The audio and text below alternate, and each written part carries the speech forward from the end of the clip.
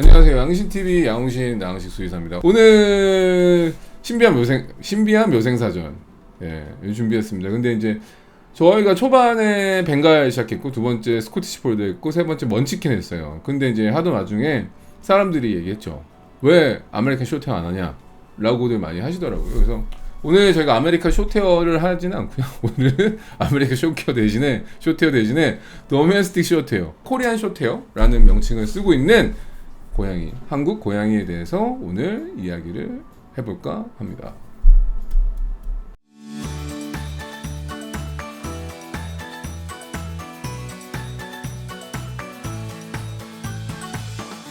한국의 고양이는 도대체 정확히 뭔가요? 라고 한다면 이게 좀 역사가 있어요. 한국의 고양이 유래부터 말씀을 드렸죠. 한국의 고양이가 언제 왔느냐. 삼국시대에 왔었고 1800년도쯤에 삼국시대에 왔는데 언제 들어온 시기냐면, 이게 어떤 불경이 중국에서 넘어오면서 중국에 있던 고양이를 불경을 자꾸 이제 쥐가 갉아먹을 수 있잖아요. 그래서 고양이를 배에 싣고 한국에 들어오게 됩니다. 그러면서 이제 삼국시대, 그때부터 한국에는 고양이가 들어오기 시작했죠. 그게 정확하게 말하면 한국 고양이의 어떻게 보면 유래라고 할 수도 있고요. 그래서 그때부터 유래했던 고양이를 코리안 쇼테어라고 한다. 그래서 길에서 사는 아이들도 코리안 쇼테어라고 하고, 저는 길고양이라는 말보다는 동네 고양이라고 말을 하는 게 어떻게 보면 좋지 않을까. 외국의 경우에는 스트레이캣, 방랑고양이라는 말을 쓴다라고 생각해요. 좀 약간 훨씬 좀 뭐랄까 운치가 있다고 해야 되나? 멋스럽다. 그래서 동네 고양이라고 얘기를 하는 게 좋지 않을까. 그래서 이런 동네 고양이들은 역사가 삼국시대에 왔기 때문에 되게 다양한 색깔을 가지고 있어요. 그래서 저희가 보통 흔히 말하는 동네 고양이들에는 턱시도라고 해서 이쪽에 이제 하얀 털이 있는 아이들도 있고, 그 다음에 이제 장화 신었다고 해서 약간 발만 하얀 아이들도 있고요. 그 다음에 삼색이라고 해서 삼색, 트리플색, 흰색의 도화지에 노란색, 검정색 붙으면 보통 뭐 삼색 같은 경우 있잖아요. 그런 경우가 삼색인데, 삼색은 염색체상 대부분 암컷이고요. 많이 수컷인 경우가 되게 흔하지 않은 경우죠. 그렇기 때문에 수컷의 삼색 길 고양이, 길에서 사는 고양이가 행운을 불러준다고 해서, 그래서 마네킹 에코의 유래라고 생각하시면 될 것 같습니다. 그리고 또 뭐 카오스도 있죠. 포뇨가 약간 카오스 스타일이긴 하지만, 고등어 탭에서 고등어 라인으로 처럼 되어 있는 아이가 있고, 탭이라는 말은 어떤 줄무늬를 말하는 건데, 치즈탭이라고 해서 이제 노란색이 줄무늬로 있는 아이들도 있다라고 보시면 좋을 것 같아요. 고양이에 대한 재밌는 역사는 숙종 얘기를 빠뜨릴 수가 없을 것 같아요. 숙종 금손이의 경우에는 워낙에 유명한 일화죠. 일단은 되게 금손이한테 의미부여를 많이 했어요. 양주비거든요. 그러니까 금손이 양주판 거, 치즈테이블에 양주했는데 어디서 양주했냐면은 자기 아버지 무덤 옆에서 양주를 한 거예요. 그러다 보니까 숙종이 이제 너무 의미부여를 한 거지. 아, 우리 아버지의 영혼이 이 아이한테 깃든 게 아닌가.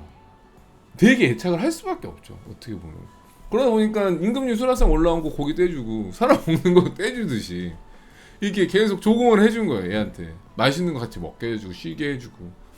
좀 그런 부분에서 숙종은 특히 금손이라고 하는 치즈탭이 노란 고양이에 대한 애착이라던가 의미부여, 약간 지금의 집사의 모습과도 어떻게 보면 약간 비슷할 수도 있어요. 금손이가 너무 이제 사랑을 많이 받고 관계가 긴밀해졌을 거 아니에요. 그래서 숙종이 죽은 다음에 이 상황을 너무 애통하게 생각해서 식음을 전폐하고 굶어 죽었다라는 이야기도 전해져 내려오고 있어요. 이게 약간 그러니까 고양이 자살 관련된 약간 소설도 프랑스보다 그래서 한국이 먼저다라는 얘기도 있어요. 동물이 스스로 자신의 생을 마감했다. 물론 설입니다. 정설은 아니기 때문에 어떤 그런 속설이 있다. 그러면 길냥이들을 전부 코리안 쇼테어라고 봐야 되냐라고 한다면 네, 맞습니다. 그래서 근데 이제 이게 길에서 사는 고양이와 야생 고양이는 좀 약간 달라요. 동네에서 사는 고양이들의 경우에는 코리안 쇼테어죠.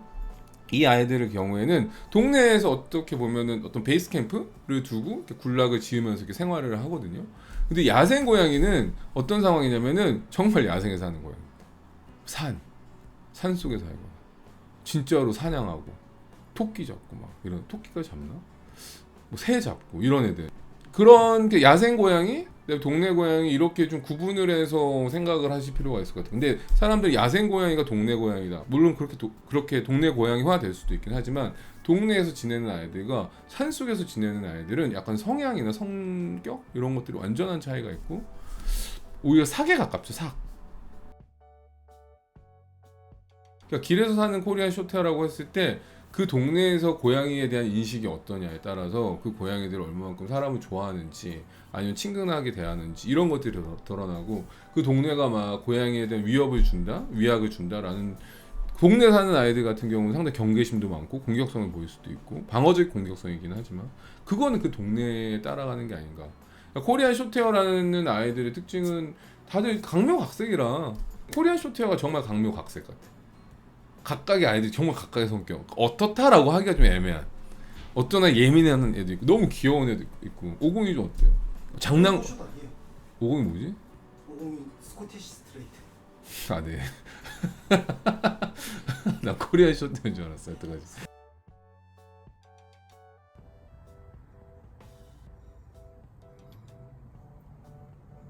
이게 뭐가 있냐면은 품종묘의 경우에는 사회화 기간 그러니까 3주에서 7주, 8주가 핵심 사회화 기간인데 이때 사람 손을 타거나 형제묘랑 지내다가 브리더를 통해서 입양된 경우에는 사람에 대한 공격성, 두려움이 적어요.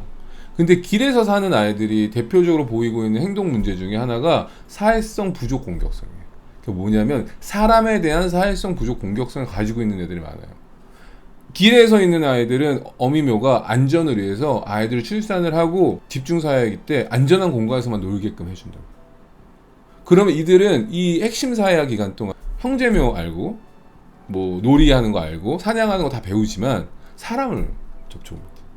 그래서 생기는 게 사회성 부족 공격성, 사회성 부족 공포성. 그래서 길에서 살던 아이를 입양을 했을 경우에는 사람에 대한 뭐 적대감이 있다. 그래서 손이 좀 안 탔을 경우에는 약간 그런 좀 융화되기 어렵다. 약간 이런 것들 있죠. 그게 이제 어떻게 보면 행동학적으로 얘기하면 사회성 부족 공격성, 사회성 부족 이렇게 보시면 좋을 것 같아요. 사람을. 사실상 집에서 코숏끼리 교배를 해서 그건 전혀 문제 없습니다. 코리안 쇼테어를 건강한 품종이라고 할 수 있을까라고는 예전에 생각했을 수도 있어요. 근데 건강한 편이긴 해요. 코리안 쇼테어가 품종묘에 비해서는 전반적으로. 근데 코리안 쇼테어가 자주 걸리는 뭐 유전적인 질환이라기보다는 치주 질환이 좀 많아요. 그러다 보니까 치과 질환, 치아흡수성 병변도 많이 걸리고 3마리 중 1마리 정도는.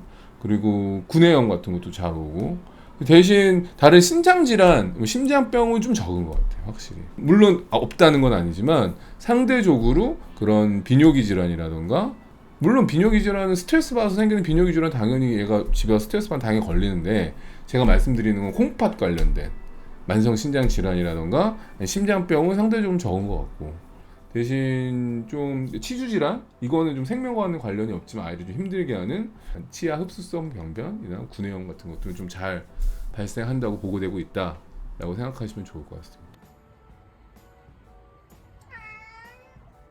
코리안 쇼테어의 매력을 어필하자면 이게 역변이라기보다는 완전 정변이라고 해야 되나? 완전 길에서 생활한다고 얘가 꼬질꼬질하다고 진짜 그짓골하고 있다고 이상하다고 생각하지 마시고 얘네들 목욕시켜놓고 잘 이뻐해주면 진짜 이뻐요. 그러니까 그게 어떤 환경에서 생활하고 얼마만큼의 사랑을 받느냐에 따라서 아이들이 완전히 바뀌는 것 같아요. 그러니까 훨씬 매력이 있어요. 품종묘보다도. 근데 이제 길에서 생활하는 아이들만 보면 너무 힘들게 지내다 보니까 애들이 막 불쌍하고 막 이렇게만 보이잖아요.